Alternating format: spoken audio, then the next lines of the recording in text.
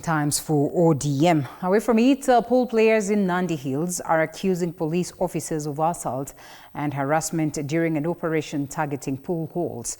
The players say officers confiscated their personal belongings and treated them as criminals rather than sportsmen, and claims the police are yet to respond to. Now, similar concerns have emerged in Nyahururu, where CCTV footage captured an assault on pool players with no arrests made so far. Now, stakeholders are now calling on the government to formally recognize pool as a legitimate sport, as our reporter Mike Agugu details.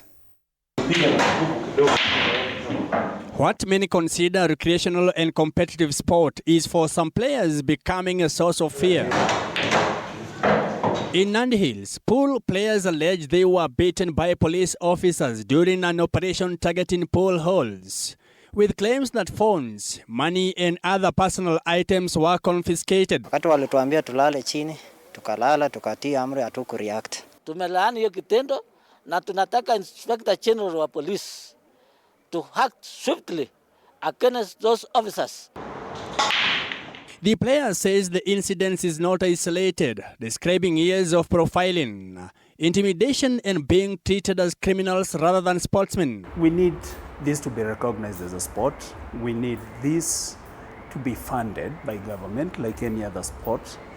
It might not be, and anyway, when you look at it, every town that you go to in this country, you will find a pool table somewhere.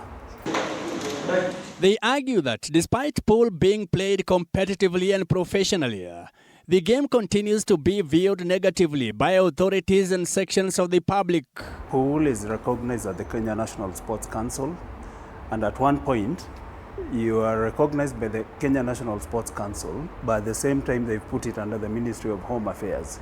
Surely that doesn't make sense. Similar concerns have been raised in Jau's Corner, Nyahururu town, where CCTV footage captured an assault of pool players in a public space. Several days later, no arrests have been made. A situation player says raised questions about accountability and selective enforcement. You know, the moment the government puts in, effort into supporting us and putting us on the global map or even in the national map, because there's a lot of things we can do with government support. So far, we've been relying on individuals, philanthropists who love the sport. The Kenya Pool and Billiards Federation is now calling on the government to intervene, not only to address the alleged police excesses, but also to formally recognize pool as a legitimate sport. The federation wants the sport regulated, protected and introduced as a core curricular activity in schools, arguing that early exposure will help change perceptions and nurture talent. Our neighboring countries are having that in their curriculum as activities for kids to take part in, just like chess and any other sport, just like tennis.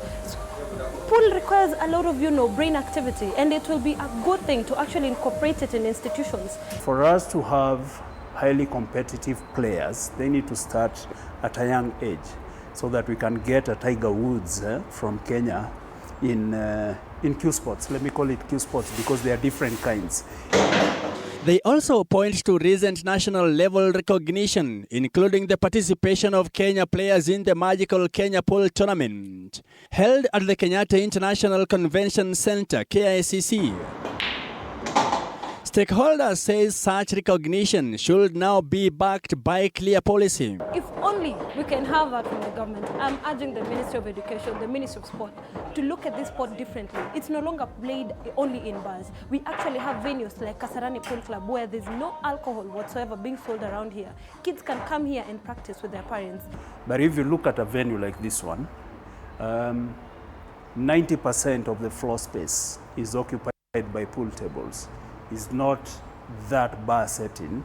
Yes, drinks are available for that person who wants to have a drink, but 90% of the floor space, like you can see here, is the pool tables. Efforts to get a response from the police regarding the allegations were unsuccessful by the time of going on air.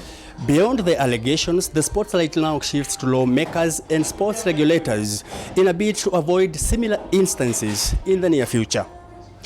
Mike Kagwango, TV 47, Nairobi.